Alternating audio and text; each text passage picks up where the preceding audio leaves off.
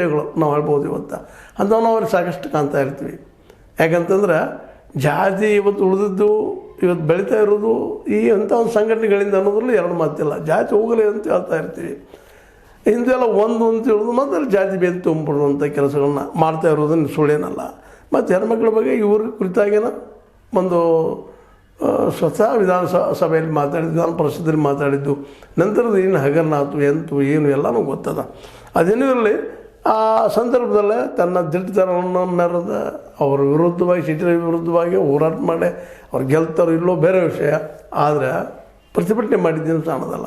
ಇಂಥ ಹೆಣ್ಮಗಳು ಈಗ ಇಲ್ಲಿ ಬೆಳಗಾವಿಯಲ್ಲಿ ಈಗ ಒಂದು ಹೊಸದಾಗಿ ಈಗ ನಾವು ಚರ್ಚೆ ಮಾಡ್ತಾಯಿದ್ದೀವಿ. ಜಾರಕಿಹೊಳಿ ಸಹೋದರಂತೆ ಆಲ್ರೆಡಿ ಬೆಳಗಾವಿಯ ಹೆಚ್ಚು ಕಡಿಮೆ ಭಾಗಗಳು ತಮ್ಮ ವಶಕ್ಕೆ ತೆಗೆದುಕೊಂಡಿದ್ದಾರೆ, ತಮ್ಮ ಮಾತು ನಡೆಯುವಂಗೆ ಮಾಡ್ಕೊಂಡಿದ್ದಾರೆ. ಇವ್ರ ನಡಕ ಇವತ್ತು ಲಕ್ಷ್ಮೀಬಾಯಿ ಹೆಬ್ಬಾಳ್ಕರ್ ಅವರು ಯಾವ ರೀತಿಯಾಗಿ ಬೆಳಿಬೋದು, ಅದು ಉಳಿಬೋದು ಅನ್ನುವಂಥದ್ದು. ಯಾಕಂದ್ರೆ BDCC ಬ್ಯಾಂಕಿಗೆ ತಮ್ಮ ಮಗನ ಮೃಣಾಲನ್ನು ತಂದು ನಿಲ್ಲಿಸ್ಬೇಕು ಅಂತೇನೋ ಪ್ರಯತ್ನ ನಡೆಸಿದಾರಂತ ಪತ್ರಿಕಾ ಸುದ್ದಿಗಳೆಲ್ಲ. ಮತ್ತು ಅವರು ಸುಮ್ಮನೆ ಕೂಡುವಂಥ ಹೆಣ್ಮಗಳು ಅಲ್ಲ. ಯಾಕಂತಂದ್ರೆ ಆರ್ಥಿಕವಾಗಿ ಭದ್ರತೆ ಅದೇ ಮಾಡ್ಕೊಂಡಿದ್ದಾರೆ.